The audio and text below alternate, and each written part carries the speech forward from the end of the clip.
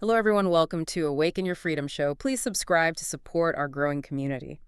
Today, we're taking a deep dive into a really impactful source, Total Money Makeover, a financial intervention. Now, this isn't just presented as some book. It's actually framed as a punch in the gut, wake up and win kind of message. Pretty intense. Oh, absolutely. It really sets the stage for a hard look at, our financial culture today. I mean, we live in this world where debt is just seen as normal, right? Being broke is almost expected. And all that financial stress, people treat it like bad weather, something you just have to put up with. Yeah, just endure it. Exactly. But this deep dive, what we're doing here is extracting that, well, simple but sometimes kind of brutal step-by-step plan it lays out. The one that aims to shift you from just getting by, paycheck to paycheck, to actually building real wealth. And importantly, what kind of mindset and discipline that really takes. Right. So our mission today is basically to unpack the core ideas, the principles, and maybe some surprising insights from this financial wake-up call. We want to help you understand how you might begin your own financial transformation, maybe starting right now. So let's unpack this. The very first step the book talks about is, well, it's pretty unconventional. It's about getting mad, like really mad, not just slightly annoyed, but full-on rage. Or, as the author puts it, getting pissed off enough to change your life. And it draws this sharp contrast with being casual about debt, likens it to being casual about drowning. That's a strong image. It is. And what's fascinating, I think, is why this emotional kickstart is seen as so crucial. The author really hammers home this idea that financial success is like 80% behavior and only 20% knowledge. 80% behavior, Yeah. wow. Yeah. So it's not just about knowing the numbers. It's about, understanding the psychology behind why we spend, why we go into debt. Things like impulse buys, keeping up with the neighbors, maybe avoiding those tough money talks, that initial anger. It's not just about the numbers on the page. It's about breaking free from those habits, those patterns that are holding you back. And it really uses powerful, real-world stories to make the point. There's one I remember about a family. I think they had something like $85,000 in debt, and they just went scorched earth on their lifestyle. Cut everything down to the bare bones, sold the second car, the whole 9 yards. And the result? In just 26 months, they were completely debt-free. It's pretty inspiring. It really is. And the key takeaway from that example the book points out is what changed, not their income, their mindset. Their mindset. Exactly. Yeah. It just highlights how that radical shift in thinking, in commitment, sparked by maybe getting fed up, getting angry, how that can lead to such huge, fast results. Way more than just getting a raise might achieve on its own. It's the behavior shift that opens the door. Okay, so if that anger is the spark, what's the actual plan? How do you channel that fire productively? That's where the baby steps come in, right? This framework that's apparently helped millions. And the author's genius, it seems, isn't really about complexity. It's about clarity. Pure, simple clarity. Definitely. It's like cutting through all that financial fog and just giving you a clear map. No fancy hacks, no, manifestive stuff. Just focus, sacrifice, and consistency. And that clarity is so, so important. Yeah. Because it gives you this sequence, this logical path forward. Each step builds on the last, designed to create momentum and build financial muscle as you go. Yeah. So first, boom, save a $1,000 emergency fund. That's your immediate buffer. Right, the starter fund. Then step 2, you attack all your debt, everything except the mortgage, using the debt snowball. That means you pay off the smallest debt first, get that quick win, feel good, then roll that payment onto the next smallest, and so on. Builds momentum. Ah, the snowball. Got it. After the debt's gone, step 3 is building up a real emergency fund. 3 to 6 months of your essential expenses, fully funded. Only then, step 4, do you start seriously investing 15% of your household income for retirement. Okay, so security first, then investing. Precisely. Then comes step 5, saving for kids' college funds, if that applies to you. Step 6 is the big one, paying off your home mortgage early. And finally, step 7, once you're completely debt-free, including the house, then you build serious wealth and focus on giving generously.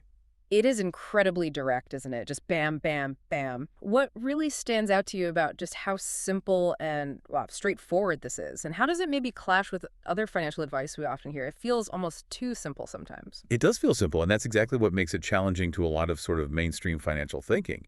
Many systems push building credit early or optimizing investment returns even while you're still deep in debt. The baby steps, though, they prioritize getting that psychological win, getting rid of the debt burden, and building that safety net first. Security over optimization initially. Right.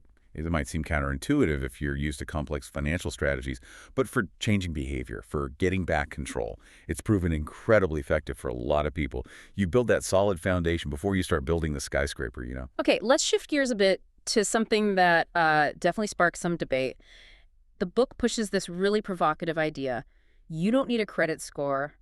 He actually calls it an I love debt score. That's pretty blunt. Oh, yeah. That definitely ruffles feathers. Yeah. It directly challenges this bedrock belief in our society that your FICO score is your golden ticket, right?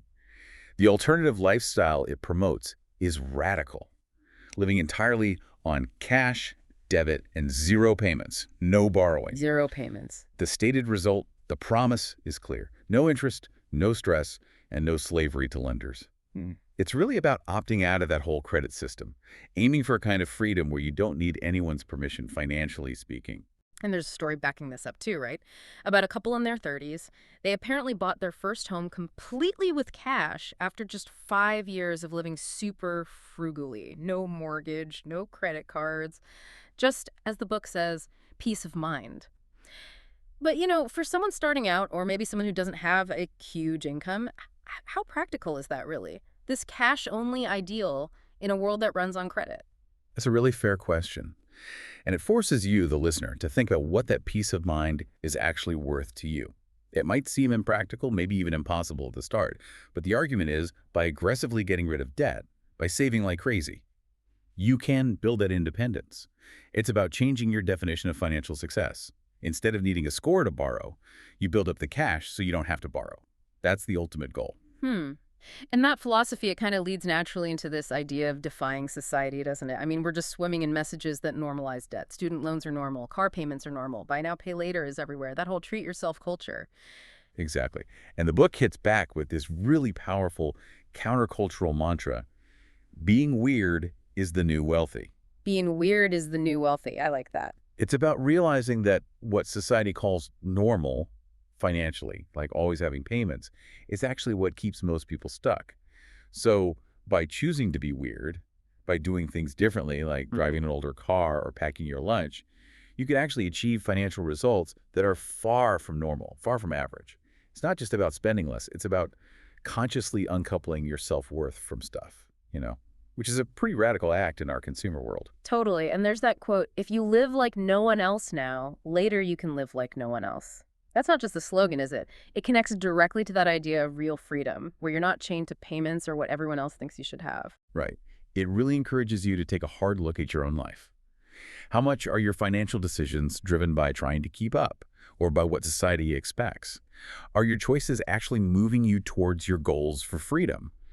Or are you just drifting along with the crowd, getting the same broke results? It's a challenge to define your own path. So it all seems to circle back to that core idea we mentioned earlier. It's 80% behavior, 20% knowledge.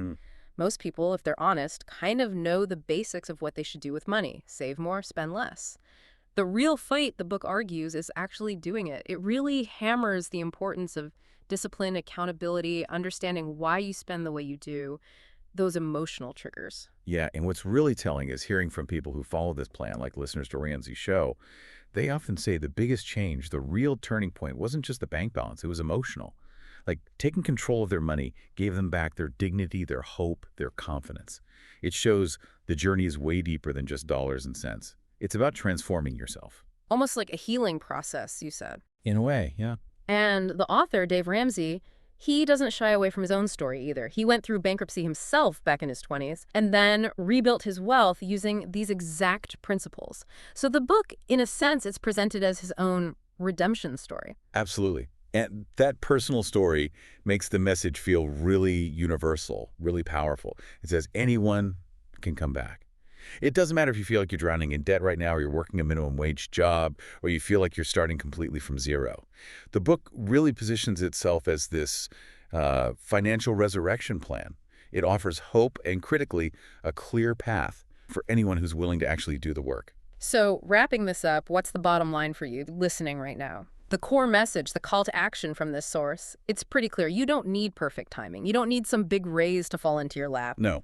What you do need for that total money makeover, it's simple, but it's not easy. You need a plan, like the baby steps. You need discipline. serious discipline. And maybe most importantly, you need to start.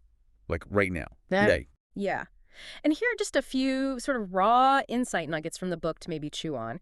You can't out-earn stupid decisions. Ouch. Wealth isn't a dollar amount, it's a discipline. And this one, the total money makeover, it starts in your soul before your wallet.